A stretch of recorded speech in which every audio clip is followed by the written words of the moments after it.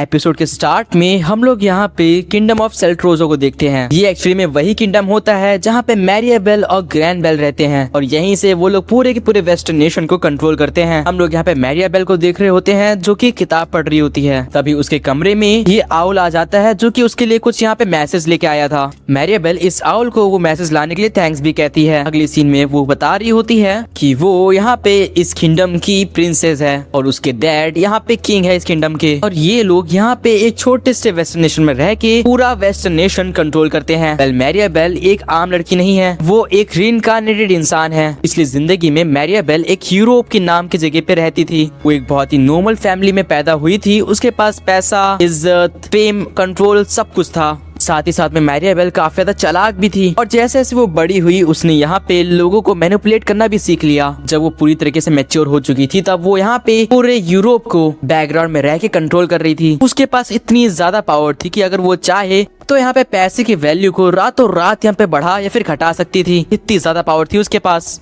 मैरियाबेल ने अपनी लास्ट जिंदगी में बिल्कुल एक लग्जरी लाइफ जी। उसने बैकग्राउंड में रह के पूरे के पूरे यूरोप को कंट्रोल करा एंड एट लास्ट अपनी उम्र आ जाने पे वो चल बसी। इसके बाद वो यहाँ पे इस वर्ल्ड में रीइंकार्नेट होती है। ये वर्ल्ड उसके लिए डिफरेंट था क्योंकि यहाँ पे मैजिक था और बहुत ऐसी चीज थी जो कि उसके लिए नई थी। अब हम लोग यहाँ पे इस वर्ल्ड के यहाँ पे मैरियाबेल के फादर और मदर को देखते हैं जो कि यहाँ पे मैरियाबेल को देख के काफी ज्यादा खुश होते हैं। मैरियाबेल बता रही होती है लेकिन इस वर्ल्ड में कुछ चीजें अलग थी क्योंकि इस वर्ल्ड में वहाँ पे मैजिक था, मॉन्स्टर्स थे और पावर भी थी। और मैरियाबेल एक यहाँ पे पावर के साथ ब्लेस्ड होके पैदा हुई थी और उस पावर का नाम था ग्रीड। हम लोग देखते हैं कि मैरियाबेल यहाँ पे एक मेड को अपने ग्रीड के पावर से कंट्रोल में ला लेती है। उसके मॉम एंड डैड इस मेड से बोल रहे होते हैं कि अब वो मैरियाबेल की जिम्मेदारी इसके हाथों पे सौंप रहे हैं और ये मेड बोलती है कि वो मैरियाबेल के लिए अपनी जान भी दे देगी। सीन शिफ्ट होता है और हम लोग देखते हैं कि ये लोग अब अपने यहाँ पे मैंशन से बाहर आ चुके हैं जहाँ पे ये लोग मैरियाबेल को ही एडमायर कर रहे होते हैं। उसके पेरेंट्स बोल रहे होते हैं कि काफी ज्यादा प्यारी बच्ची है लेकिन ये कभी भी हंसती नहीं है। इसको अभी तक एक भी बार उन लोगों ने स्माइल करते हुए नहीं देखा है। मैरियाबेल बताती है कि जैसे जैसे उसे और मालूम पड़ा उसे मालूम पड़ा कि यहाँ पे मॉन्स्टर्स भी हैं और ये वर्ल्ड बिल्कुल से ही अलग है और मैजिकल है। उसको ये भी समझ में आ गया कि वो अपनी पावर कैसे कंट्रोल कर सकती है। एक्चुअली में जिन भी ह्यूमंस के अंदर यहाँ पे ग्रीड होती है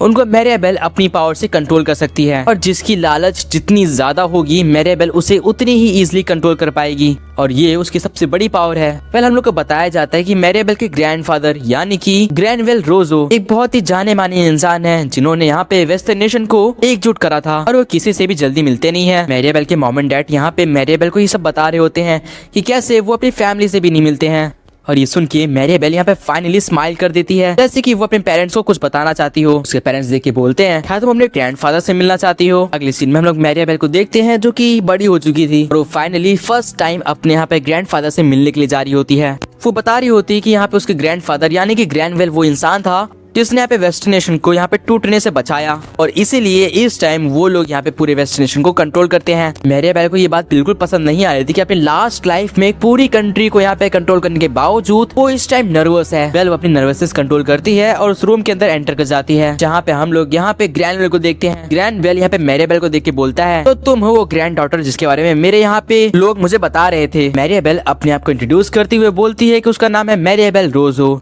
और हाँ वो उसकी ग्रैंड डॉटर है। अब ग्रैंडवेल उससे डायरेक्टली पूछ लेता है कि तुमने अपनी पावर मेरे ऊपर यूज क्यों नहीं करी, तुमने मुझे कंट्रोल करने के लिए क्यों नहीं सोचा। हाँ मैरियाबेल बोलती है कि मुझे नहीं पता कि आप किस बारे में बात कर रहे हैं, मेरे पास कोई पावर नहीं है। और ग्रैंडवेल बोलता है कि मुझे बेवकूफ मत बताओ, तुम अभी तक हर किसी को अपने कंट्रोल में ऑलरेडी ले चुकी हो, चाहे वो मेट्स हो, तुम्हारे पेरेंट्स हो या फिर तुम्हारे सिबलिंग्स। अब ये बताओ कि तुमने ये चीज मेरे पे ट्राई क्यों नहीं करी। इस पे मैरियाबेल अब इनको बताती है कि ग्रैंडवेल की यहाँ पे जो ग्रीड है, जो इच्छा है वो बहुत ही ज्यादा बड़ी है और कहीं ना कहीं ये यहाँ पे मैरियाबेल के लिए एडमायरेबल भी है। वो चाहते है कि वो अपने ग्रैंडवेल की इच्छा को पूरी करे। क्योंकि सुनने के बाद ग्रैंडवेल फाइनली मैरियाबेल को अपने लिए काम का समझता है और वो बोलता है कि तुम बच्ची, मेरा मतलब मैरियाबेल, काफी समझदार लगती हो मेरे को, हम साथ में मिलके इस पूरे के पूरे वेस्ट नेशन पे कंट्रोल करेंगे। और अगली सीन में मैरियाबेल को यहाँ पे अपने ग्रैंडफादर से मिलने की परमिशन मिल चुकी थी। वो दोनों ही साथ में प्लानिंग करते थे कि कैसे वो लोग वेस्ट नेशन को अपने कंट्रोल में लाएंगे। और एक दिन हम लोग देखते हैं कि यहाँ पे ग्रैंडवेल मैरियाबेल से बोलता है कि मेरे मर जाने के बाद मेरी लेगेसी तुम कैरी करोगी, तुम वो होगी जो कि यहाँ पे वेस्ट नेशन को कंट्रोल करोगी।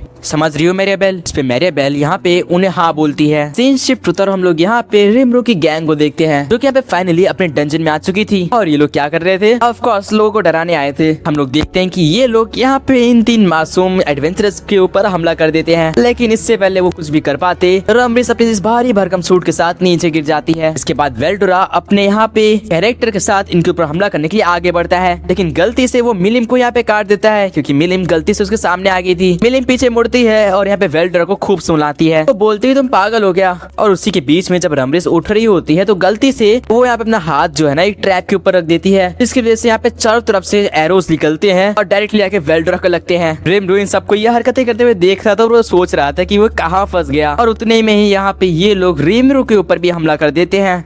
और फिर क्या था, ये सब लोग बहुत ही इसलिए हार जाते हैं। इसके बाद ये लोग वापस आते हैं और ये लोग एक दूसरे को चिल्ला रहे होते हैं। रमरिस बोल रही होती कि यार ये तुमने क्या करा, तुमने तो मिलिम को ही काट दिया। और वेल्डोरा बोलता है कि सब कुछ ठीक था, लेकिन तुमने क्या करा रमरिस, तुमने एक ट्रैप एक्टिवेट कर दिया, जरा देखो मेरी क्या हालत हो रखी है। और मिलिम बोलती है ओए ये सब कहना बंद करो, समझे क्या, तुमने तो मुझे देखा भी नहीं, तुमने तो मुझे बीच से काट दिया। और ये सब रिमरू होते हुए देख रहा था और वो बोल रहा था कि उन्हें ट्रेनिंग की जरूरत है, लेकिन उससे पहले वो लोग यहाँ पे कुरोबे के पास आते हैं ताकि वो लोग अपने यहाँ पे मॉन्स्टर्स के लिए वेपन्स एंड आर्मर्स बनवा पाए। वहाँ पे रिमरू को देखते ही ये सब लोग भाई इज्जत से खड़े हो जाते हैं और रिमरू को ग्रीट करते हैं। इसके बाद वहाँ पे कुरोबे आ जाता है और वो बोलता है तुम लोग अपने काम पे वापस से लग जाओ। अगली सीन में कुरोबे इन सब लोगों की प्रॉब्लम सुनता है और वो बोलता है कि वो क्या कर सकता है, जिसमें रिमरू यहाँ पे अपने मॉन्स्टर्स यहाँ पे कुरोबे को दिखाता है और वो बोलता है कि उन्हें इस चीज के लिए वेपन्स और आर्मर्स चाहिए, जिसपे कुरोबे बोलता है कि ये काम फटाक से हो जाएगा, फिक्र ना करें। कल सीन शिफ्ट होता है और मैं मालूम पड़ता है कि अभी ये लोग इजी फ्लोर से स्टार्ट करने वाले हैं अपनी ट्रेनिंग को, ताकि ये लोग अपने यहाँ पे जो ये नया अवतार है उसको यहाँ पे यूज करना सीख पाए। वेल ये लोग यहाँ पे इन फ्लोर्स के जो लोग होते हैं ना उन्हें मारने के लिए आगे बढ़ते हैं, बट गेस व्हाट, ये लोग हरा दिए जाते हैं। इसके बाद ये लोग और इजी फ्लोर के लिए ऊपर बढ़ते हैं एंड देन ये लोग एक बार फिर से ट्राई करते हैं, एक बार फिर से हरा दिए जाते हैं। इन लोग का सच में मजाक बन रहा था। इसके बाद ये लोग फिर से एक और ऊपर वाले फ्लोर पे जाते हैं एंड अब फाइनली ये लोग जीतना शुरू करते हैं। ये लोग यहाँ पे अलग अलग पावर्स को यूज करके वहाँ पे लोगों को हराना शुरू कर दिए थे एंड अब फाइनली ये लोग अपने इस नए अवतार और नए कैरेक्टर को समझ रहे थे और इससे एक्चुअली में कुछ कर पा रहे थे। जिसके बाद हम लोग देखते हैं कि ये लोग यहाँ पे एक बॉस को हराने के लिए आ जाते हैं और लकीली ये लोग उस बॉस को हरा भी देते हैं। ये इनका पहला बॉस होता है जो कि इन लोगों ने हराया होता है और ये लोग इस चीज को देख के काफी खुश थे। हम लोग देखते हैं कि ये लोग यहाँ पे वापस आके खुश हो ही रहे होते हैं क्योंकि इन लोगों ने फाइनली कुछ तो करा। तभी वहाँ पे म्यूमाइल आता है। म्यूमाइल बता रहा होता है कि कुछ चीजें ठीक नहीं चल रही हैं। एक्चुअली में वो ग्रीन फ्यूरी की बात कर रहा होता है क्योंकि ग्रीन फ्यूरी जो होती है ना वो यहाँ पे 49th फ्लोर पे पहुंच चुकी थी और वो लोग फाइनली जितने भी मॉन्स्टर्स आ रहे होते हैं ना उनको हरा के आगे बढ़ रहे होते हैं। म्यूमाइल बता रहा होता है कि इनकी टेक्निक्स काफी ज्यादा रिफाइंड है और ये लोग बिल्कुल गलती करते ही नहीं है। ये लोग मॉन्स्टर्स को पहले थकाते हैं और जैसे वो वीक हो जाते हैं ये लोग उन्हें मार देते हैं।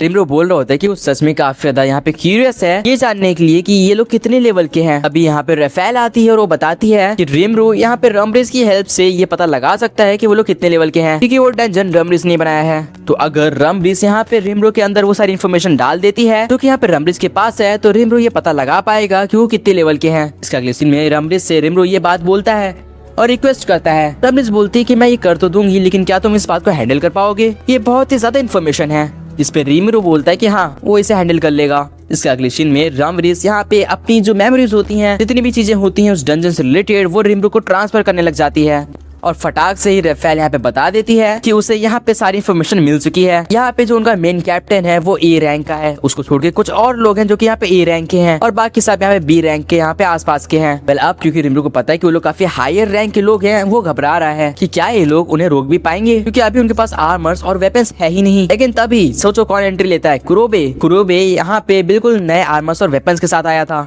हम लोग यहाँ पे रमरिस के गोलम को देखते हैं जो की फुल्ली तरीके से आर्मर्ड हो चुका था और उसके पास एक एक्स आ चुकी थी। मिलिम के पास यहाँ पे सुपर फास्ट विंग्स आ चुके थे जिसकी वजह से वो यहाँ पे बहुत ही तेज ट्रैवल कर सकती थी। वेल्डोरा के पास स्वॉर्ड आ चुकी थी और आर्मर भी और अब वो अनटचेबल हो गया था। रिमरू के पास यहाँ पे एक साई थे और एक क्लोथ आ चुका था जो कि उसे प्रोटेक्ट करने वाला था। वेल अब सीन शिफ्ट होता है और हम लोग देखते हैं कि ग्रीन फ्यूरी अब फाइनली 49th फ्लोर पे पहुंच चुकी है जहाँ पे बहुत ढेर सारे ट्रैप्स हैं। सबसे पहले इनके सामने आता है स्लाइम ट्रैप क्योंकि ये फ्लोर पूरा स्लाइम से भरा हुआ है। स्लाइम्स यहाँ पे इनका ही शेप ले रहे थे और इनके ऊपर अटैक करने वाले होते हैं। तभी यार ऊपर से जो फ्लोरिंग होती है ना वो यहाँ पे लीक करने लगती है और उसमें से भी स्लाइम की चीजें नीचे गिर रही थी जो कि एक्चुअली में इन्हें हार्म कर रही थी।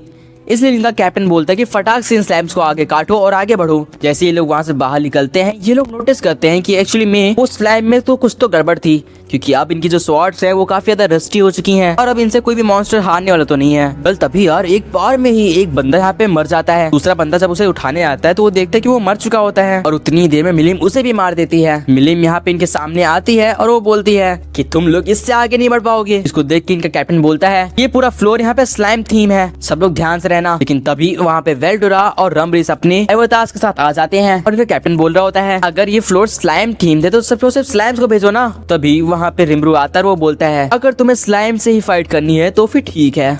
और रिमरू को देख के ये लोग बोलते हैं ये एक घोस्ट मॉन्स्टर है। और रिमरू बोलता है अरे वो तो भूल ही गया था कि वो अपने अवतार के अंदर है इस टाइम। वेल वो सोचता है कि क्या वो होली मैजिक को यूज कर सकता है अगर वो अपने मेन बॉडी को यहाँ पे प्रेस करे तो। आई मीन रिमरू अपने मेन बॉडी को बिलीव तो करता ही है ना। इसके बाद वो होली रेस को यूज करने की ट्राई करता है एंड ये क्या वो एक्चुअली में होली रेस को यूज कर पा रहा होता है बेसिकली इसलिए क्योंकि रिमरू अपनी मेन बॉडी में नहीं है और इसलिए वो अपनी मेन बॉडी को वर्शिप कर सकता है। और यहाँ पे ये सब लोग मारे जाते हैं। फाइनली रिमरू यहाँ पे जीत जाता है। नेक्स्ट सीन में ये लोग यहाँ पे जश्न बना रहे होते हैं क्योंकि फाइनली इन लोगों ने ग्रीन फ्यूरी को रोक दिया।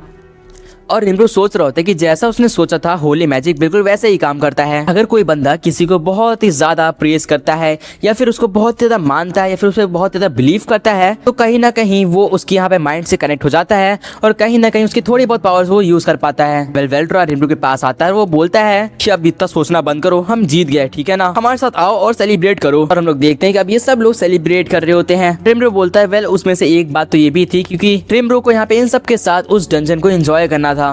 आखिर उन लोगों ने उसे इतनी मेहनत से जो बनाया था। अगले सीन में हम लोग यहाँ पे ग्रीन फ्यूरी के कैप्टन को देखते हैं जो कि काफी ज्यादा उदास होती है क्योंकि वो यहाँ पे आगे नहीं बढ़ पाई। लेकिन ये लोग उसे समझाते हैं कि उनके यहाँ पे यूटिलिटीज खत्म हो चुके थे और वो लोग आगे नहीं बढ़ पाते, वैसे भी उन्हें वापस आना ही पड़ता। बेल सीन शिफ्ट होता है और हम लोग फिर से मैरिएबेल का कैसल देखते हैं जहाँ पे ये बंदा बोल रहा होता है तो तुमने यहाँ पे डीमल और रिमरू को बेवकूफ बनाने की कोशिश करी लेकिन तुम फेल हो गए, हाँ ग्रैंड मास्टर यूकी। इस पे यूकी बोलता है कि हाँ उसका प्लान फ्लॉप हो गया, हिनाता उसे नहीं हरा पाई लेकिन कोई दिक्कत की बात नहीं है क्योंकि उसने यहाँ पे कोई भी सबूत नहीं छोड़ा है। और वैसे भी यूकी यहाँ पे उसे पंगा नहीं लेना चाहता क्योंकि उसके पीछे यहाँ पे स्ट्रॉन्ग ड्रैगन वेल्डोरा जो है। कल तभी वहाँ पे मैरिएबेल एंट्री लेती है और वो बोलती कि यहाँ पे ग्रैंड मास्टर यूकी आ रखा है, बिल्कुल सही टाइम पे आए हो। मैरिएबेल को वहाँ पे देख के ये बंदा बोलता है ग्रैंडबेल आज यहाँ पे नहीं आए क्या। इससे मैरिएबेल बोलती कि नहीं सिर्फ और सिर्फ आज मैं यहाँ पे आई हूँ। और यहाँ पे मैरिएबेल यूकी को देख के बोलती है क्या तुम उसे अकेले नहीं हरा सकते। जिसमें यूकी बोलता है कि उसके पीछे स्ट्रॉन्ग ड्रैगन वेल्डोरा है, एक आम ह्यूमन उसे कभी भी नहीं हरा पाएगा, हिनाता तक उसे नहीं हरा पाई। जिसपे मैरिएबेल बोलती है क्या तुम श्योर हो, मुझे नहीं लगता तुम कुछ छुपा रहे हो। यूकी बोलता है कि हाँ बात देखो ऐसी है